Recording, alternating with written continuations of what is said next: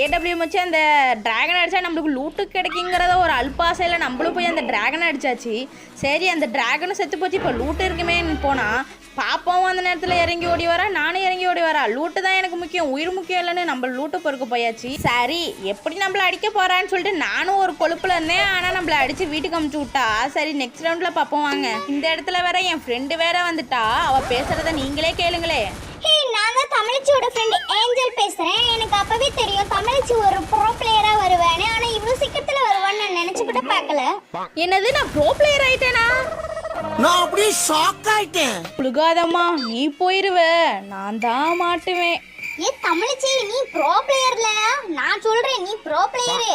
மக்களே நீங்க கமெண்ட்ல சொல்லிட்டு போங்க தமிழச்சி ப்ரோ பிளேயரா இல்லையான்னு. ஏதோ என்னால முடிஞ்சது தமிழச்சியை போட்டு கொடுத்தாச்சு. ஏய் இந்த பிள்ளை ஏஞ்சல், நீ மைண்ட் வைஸ் நினைச்சு சத்தமா பேசுற, எனக்கு கேட்டுச்சு பாத்துக்கோ. ஐயோ நான் பேசுறது கேட்டுச்சா? ஐயோ ஒண்ணு இல்ல தமிழ்